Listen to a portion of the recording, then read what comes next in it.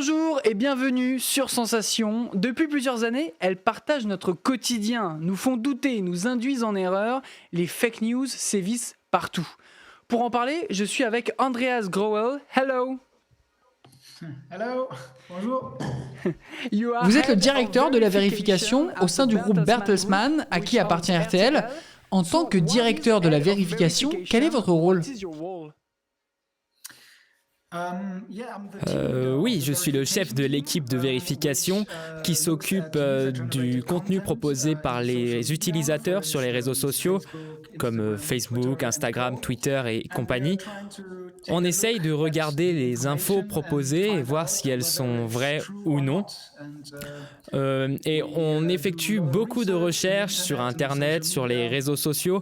Et oui, je suis le chef de l'équipe, donc ma responsabilité, c'est que tous les éléments utilisés sur RTL ou Bertelsmann soient vrais.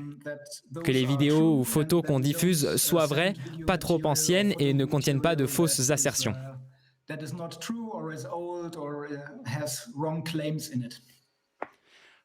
À quand remontent les fake news ? En gros, depuis que l'homme existe, il y a toujours eu des fake news, il y a toujours eu des mensonges. Il y a 200, 300, 400 ans. Mais la différence, c'est qu'aujourd'hui, on a les réseaux sociaux et les médias. Ça se répand bien plus vite qu'à cette époque, ou dans les années 1900, 1920, 1930. Il n'y avait que la radio et les journaux, mais un tout petit peu de TV. C'était plus difficile d'avoir une information qui se répande à travers le monde. Aujourd'hui, n'importe qui possède un iPhone, un Samsung, enfin un téléphone, peut non seulement consommer de l'information, mais également la diffuser. C'est donc devenu beaucoup plus facile de lancer de fausses assertions et de désinformer les gens. C'est pour cela que nous sommes là et que nous devons exercer notre métier. Qui crée ces fake news et dans quel but ? En gros, tout le monde peut le faire. La question, c'est de savoir pourquoi. L'idée pour certains, c'est de combattre l'avis de l'autre, de le dévaloriser.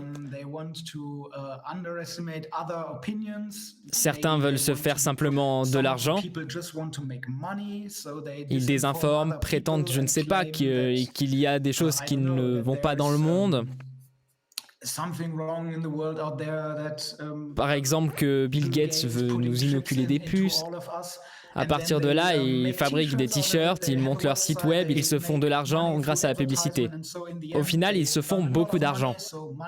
L'argent est toujours l'objectif de la diffusion de fake news. Et puis il y en a qui font ça pour récolter des clics, des likes. Le partage se fait dans l'idée d'enflammer le monde, la toile. Ils ne souhaitent donc pas un monde meilleur, mais font cela pour s'amuser.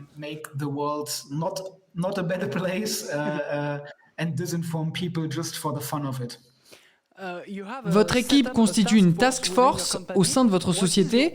Quel est son mode opératoire pour lutter contre les fake news ? Alors, au début, il n'y avait que notre équipe à Cologne, en Allemagne. Partant de là, nous avons commencé à enseigner à d'autres comment travailler dans ce champ de la désinformation. Et nous avons réalisé que nous avions nos stations partenaires en Belgique, aux Pays-Bas, en France, etc. Et en parlant, on s'est dit qu'on pourrait travailler ensemble. Les réseaux sociaux en Allemagne sont par exemple différents de ceux en France, aux Pays-Bas. On a ainsi demandé à tout le monde de nous envoyer un mail ou de passer par Slack s'ils voulaient vérifier une info. Bonjour, voilà une info, est-ce que vous pourriez la vérifier et pouvez nous dire si elle est vraie ou non? Donc on travaille dessus, on fait des recherches et on revient vers notre interlocuteur et on lui explique que cette photo montre ceci ou cela, ou cette vidéo prétend ceci ou cela et on leur dit si c'est vrai ou si c'est faux. Donc on vérifie tout ce qui nous est envoyé, on essaye de savoir ce qui s'est passé et par la suite on redonne l'information au rédacteur en chef qui peut l'utiliser. En tant qu'utilisateur, comment puis-je savoir si ce que je lis est ou non une fake news ? Eh bien, avant tout, ce qu'il faut faire, c'est réfléchir et, comment dit-on, être curieux. Il faut se demander, est-ce que c'est trop beau pour être vrai?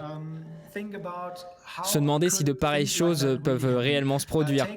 Regarder qui a écrit l'info, qui en parle. Est-ce une vraie personne qui parle ou est-ce généré par une intelligence artificielle? Est-ce une source à laquelle je peux faire confiance? Est-ce un grand journal? Est-ce un grand journal, une grande chaîne de télé ou une station de radio?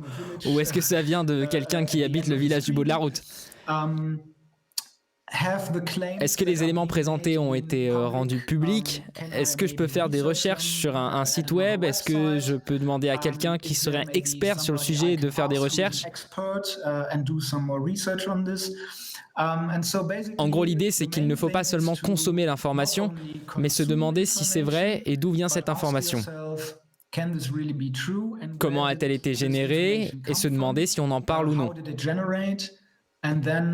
Est-ce que les radios en parlent ou pas? L'information peut être vraie, mais ce qu'il faut vraiment faire, c'est réfléchir par soi-même et effectuer des recherches. C'est très important.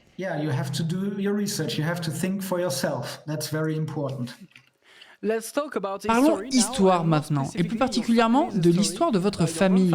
Votre grand-père, qui s'appelait également Andreas Graue, était soldat à l'époque de l'Allemagne nazie, durant la Seconde Guerre mondiale. Il a été victime d'un crime de guerre appelé l'affaire des fusillés allemands à Coussay-les-Bois. Mais tout d'abord, parlez-nous de votre grand-père et de son implication dans la Seconde Guerre mondiale.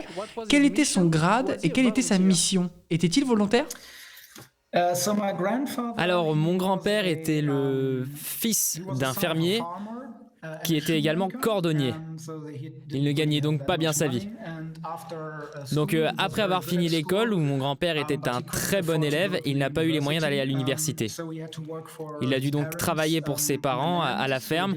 Il était donc au champ, et je pense qu'en 1938... quand la guerre a plus ou moins démarré, donc il travaillait chez ses parents, il n'était pas du tout dans l'armée ou quoi que ce soit. À l'âge de 41 ans, ce qui est plutôt âgé, il a dû entrer dans l'armée parce qu'il y a été obligé.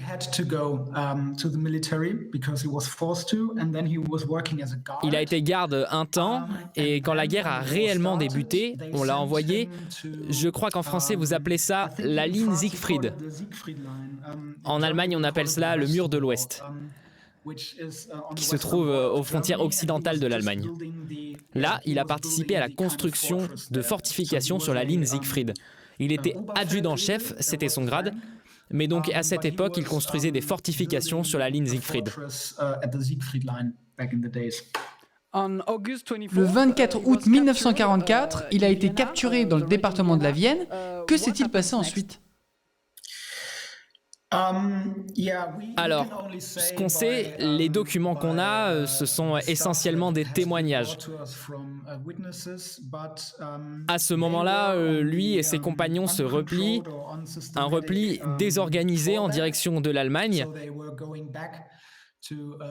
Ils fuient puisque les Alliés ont débarqué en Normandie et donc, oui, ils ont été capturés quelque part près de Montmorillon. At some point near Montmorillon. Ensuite, ils ont été emmenés dans une ferme ou quelque chose comme ça, apparemment par un genre de résistant ou maquisard qui faisait partie des FFI. Apparently from some kind of resistance or maquis from the FFI, Force Française Intérieure. Oui, ils ont donc été capturés et à un moment donné, on les a amenés sur la place qu'on appelle la place du 20 juin à Coussay-les-Bois et ils ont été exécutés contre un mur.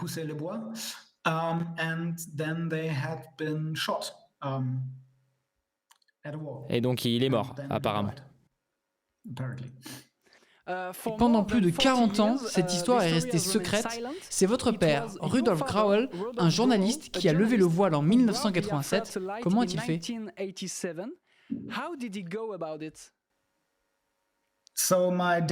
Mon père avait 1 an et demi quand son père est mort à Coussay-les-Bois.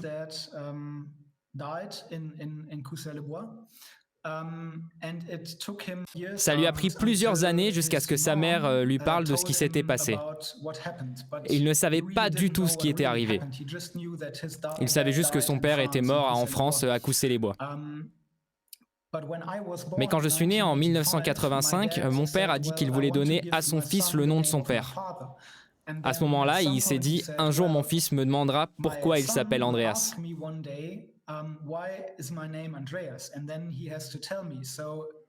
Donc comme il aurait à me le dire, c'est là qu'il a commencé ses recherches. Il voulait savoir qui était son père et comment il est mort. Il a commencé à chercher dans des papiers, des affaires qu'il pouvait trouver, mais il n'avait pas grand-chose. Il s'est rendu à Coussay-les-Bois et il était en contact avec d'autres journalistes à ce moment-là parce qu'il voulait savoir comment son père était mort, puisqu'en gros, il n'avait jamais eu de père. Il ne l'avait jamais rencontré. C'est comme cela que tout a commencé. Son idée, c'était de découvrir ce qui était arrivé, mais il ne savait pas à quoi s'attendre.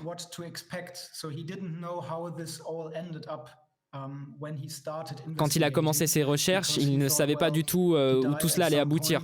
Pour lui, c'était il est mort et voilà. Et il ne pourra donc rien m'apprendre. Mais en réalité, il a découvert que ça ne s'était pas passé comme ça, comme il avait pensé que ça s'était passé. Il a ainsi commencé à enquêter avec d'autres journalistes. Donc voilà le point de départ. En 2009, votre père a souhaité qu'une stèle soit déposée à Coussay-les-Bois en mémoire de son père. Le conseil municipal a accepté, mais les habitants ont protesté et ont fait annuler la décision. Quelle a été votre réaction et celle de votre père ?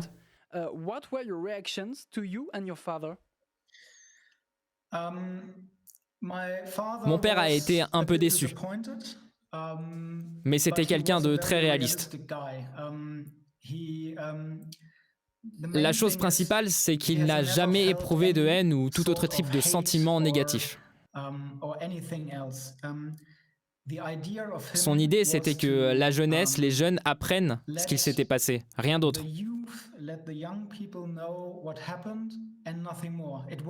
Ça n'avait rien à voir avec ses émotions. Il n'a jamais eu de haine envers les Français, les FFI ou les maquisards ou qui que ce soit. Il voulait juste savoir ce qui était arrivé, c'est tout.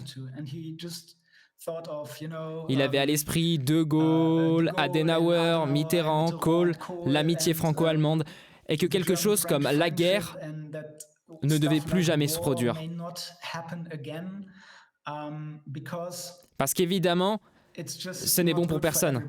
Les gens meurent, des pères meurent, les gens perdent leur maison, ils perdent leur famille, ils perdent leur père, comme mon père a perdu le sien.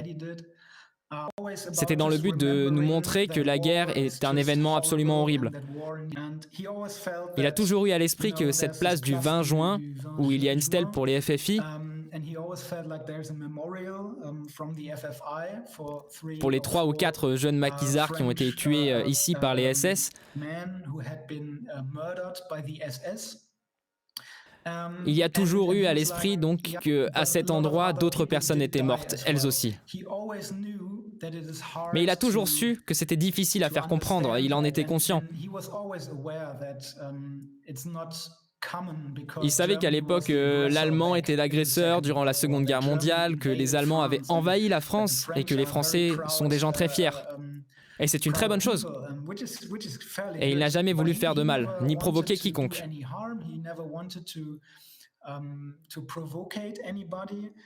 C'était simplement le fait de faire savoir aux gens qu'à cet endroit, d'autres hommes étaient morts, des pères de famille, et qu'ils ne sont pas morts à la guerre, sur le champ de bataille, mais qu'on les a mis contre un mur et qu'on les a exécutés.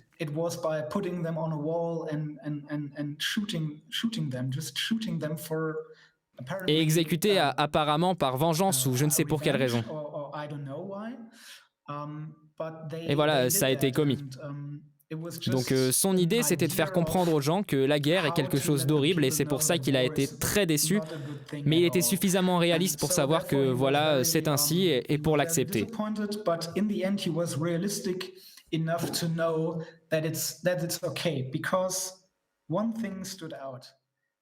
Mais quelque chose est sorti de toute cette histoire. Durant ses 26 années de recherche, il a passé 26 ans à ça.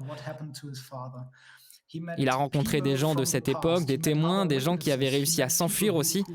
Il a rencontré les fils d'hommes qui étaient dans le camp opposé, des Français donc.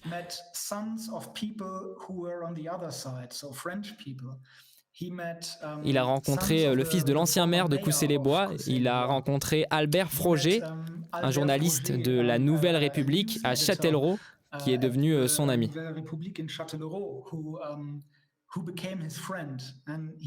Il disait qu'au final, toute cette enquête en valait la peine car il a rencontré beaucoup de gens, des amitiés se sont créées avec des Français, certains qui étaient d'accord avec lui, d'autres pas. Mais dans les gens qu'il a rencontrés, il y avait beaucoup de belles personnes. J'ai un livre ici de monsieur Albert Froger, l'ancien rédacteur en chef de ce journal. Il y parle de mon père et le traite comme un frère. Ça a été la chose la plus importante pour mon père. Et des gens ont été d'accord avec lui.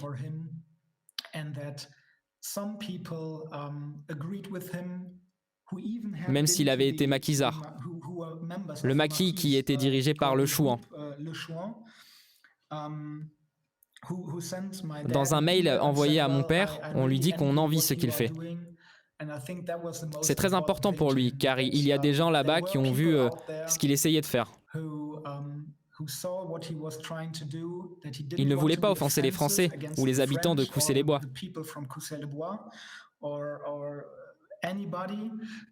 Il voulait seulement savoir ce qui était arrivé à son père. Il voulait connaître l'histoire dans son intégralité. C'était un journaliste, ça n'avait rien à voir avec ses sentiments. Donc oui, il s'est fait des amis.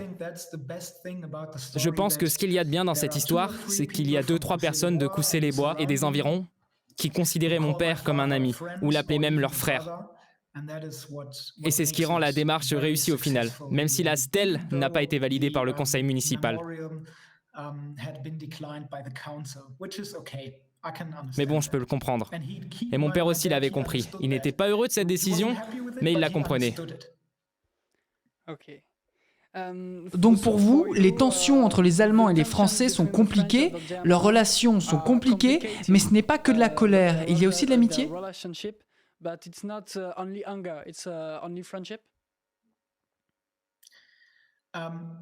Je n'éprouve aucune colère ou de haine. Rien de tout cela.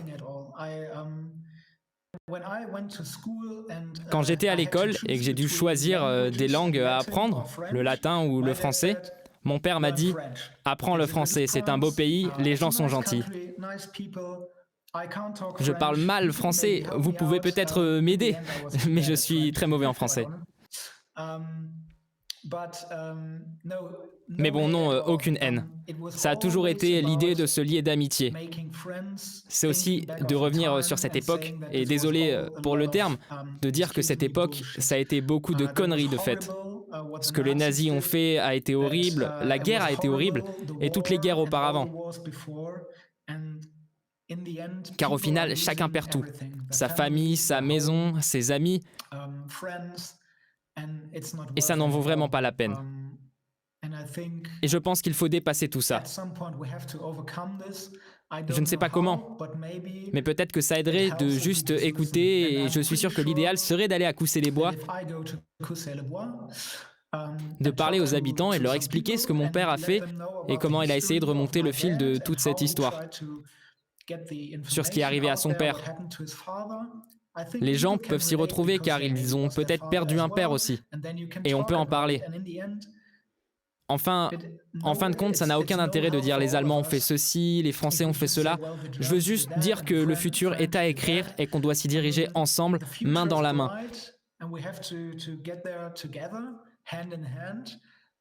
Et j'espère que beaucoup plus de personnes vont comprendre que mon père n'a voulu vexer personne. Il n'en retirerait aucune fierté et ne voulait surtout provoquer personne. Il voulait juste savoir ce qui était arrivé à son papa, pour se souvenir de lui, c'est tout. Merci Andreas Grohl d'avoir été avec nous. Thank you for being with us and share this story with us. Je rappelle que vous êtes fact-checker au sein du groupe Bertelsmann. Vous pouvez retrouver cette émission en podcast audio et vidéo sur notre site et notre application Radio Sensation. Et si vous voulez commenter cette émission, c'est avec le hashtag de la journée franco-allemande JFA 2021.